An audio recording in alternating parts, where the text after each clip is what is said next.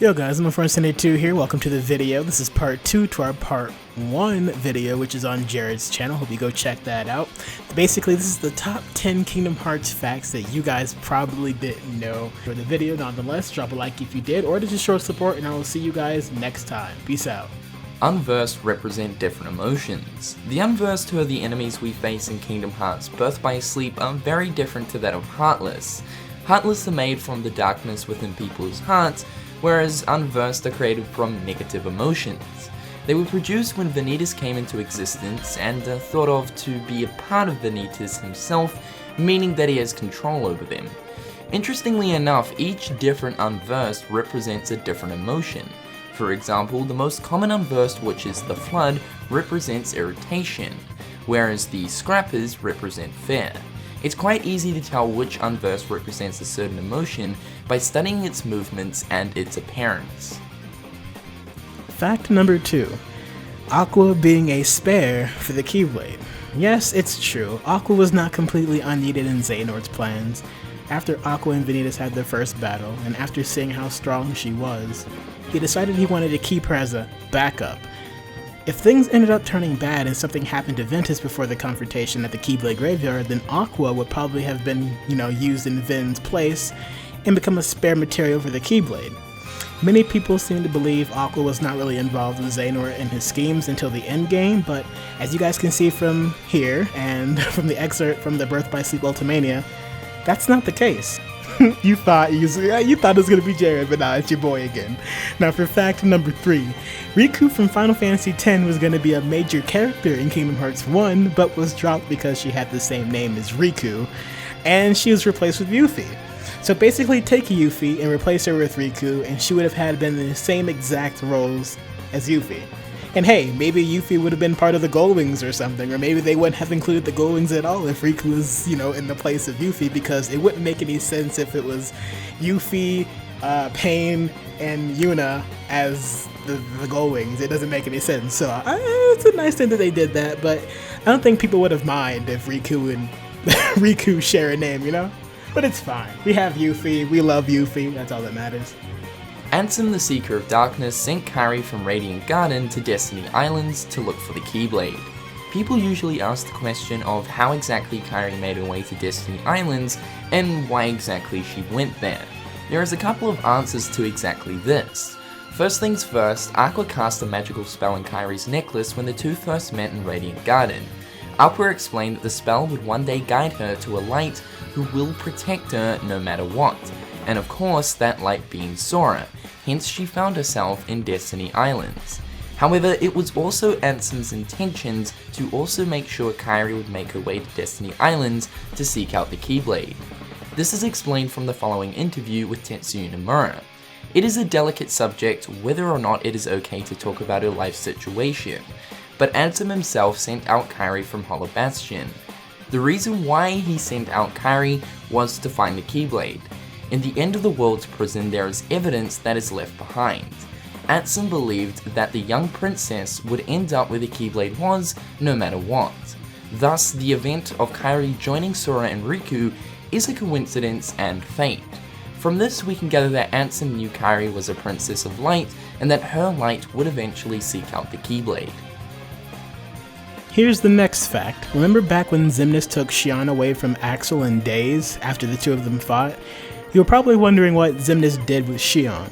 After reading the 358/2 Days Ultimania, the fact of the matter is that Xemnas took Xion away in that moment in order to give Xion a more powerful body. You guys remember the 3 machines that were placed in Agrabah, Halloween Town, and Wonderland, all 3 places being where Sora has been before. The machines were placed in order to absorb the memories there and amplify the power of Xion's new body that Xemnas gave to her after Axel brought her back. If you guys have played 358/2 Days, you wondered why the machines were there in the first place, right? It also ties into her different forms, one being different depending on the memories that were collected from the place in question. It was never thoroughly explained what happened to Xion after she was taken away, so this fact was pretty interesting to get clarification on. The organization marking coat was made from Xemnas remembering his human years. Now, you may be asking yourself, if it's from Xemnas' human years, whose human years is he referring to? Well, that would be both Terra and Xehanort. From what Nomura says, and quote, 1 year after birth by sleep, Xehanort, as well as his 5 other apprentices, tossed aside their hearts. Then the nobody Xemnas was born, and the organization which he creates takes a lot of things from his memories as a human, but as Xemnas had 2 people who he was, Terra and Master Xehanort, he takes from both of their memories. So for example, the coat used by organization was something that Master Xehanort originally wore, while the nobody mark used by the organization is a similar shape to the mark Terra used. So, you know, just some small little things that people would like to know. There was originally going to be a Pinocchio World in Kingdom Hearts 358 over 2 days. Originally, Pinocchio was going to appear in days, however the idea was scrapped. Tetsuya Nomura explained that this world was going to be set in a circus and would play off the story of Pinocchio, a puppet who has no heart. Apparently, this was going to be a sad episode for both Roxas and Xion, as they would have been looking for hope for themselves during their time in this world. Both Honest John and Gideon were also set to be the main villains of this world. Within the files of the game remain character profile sprites of Pinocchio, Geppetto, Honest John, and Gideon. Of course, Pinocchio's world ended up getting added to Dream Drop Distance a few years later. This may be known to most of you who have played Dream Drop Distance, but to those who haven't or just need clarification, nobodies are able to grow their own hearts after an extended period of time. One possible example, would be Roxas, but notice how I say possible. For Roxas' case, he had Ven's heart inside him the entire time, so when you bring up the scene where he cries after his battle with Xion, you could just say that it was the fact that he did have a heart, it just happened to be Ven's. But remember, it's possible to have more than one heart in a single person. Just look at Sora. But it was said earlier in the series that nobodies need hearts in order to express emotion, and that the ones that do express emotion are just faking it or pretending to have emotion. Remember Syke saying something like, "If I had a heart, this is where I would die of laughter." So it's pretty much apparent in this case. You know, he never grew a heart during his time as a nobody, Sykes anyway.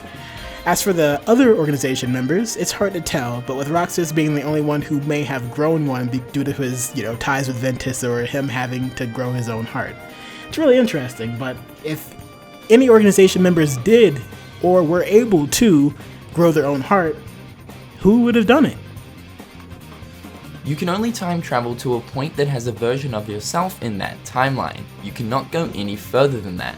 Time travel in Kingdom Hearts is a pretty tricky subject, and it's why Kingdom Hearts Dream Drop Distance added an extra layer of confusion to the story. There are many rules to time traveling in Kingdom Hearts, however time travel is not infinite in the series. One of the most important rules is that you cannot travel back in time further than where a previous version of yourself is. For example, if you were born in 1990, you can only time travel back to 1990 and no further. You're allowed to travel to any time to where your present self is and between. There are also many other important rules like having to discard your body before time traveling, and you cannot go back in time and change the events that are destined to happen, and of course so on and so forth. And the last fact of the video. Disney wanted Donald Duck to be the main protagonist of the Kingdom Hearts series in early development, while Square wanted Mickey, but then decided upon the original character, Sora. Yes, they wanted Donald. They wanted Donald Duck to be the main series protagonist. There isn't much to this fact other than Donald fucking Duck being the main character of Kingdom Hearts. Think about it though. Donald and Riku being best friends and Kairi being his love interest? Donald x Kairi? Donari? Okay, I'm done.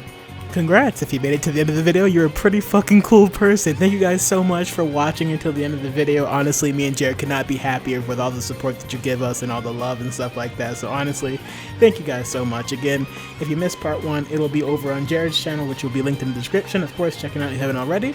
Thank you guys for watching the video once again, and I will see you guys next time in Limit Farm 72. Peace out!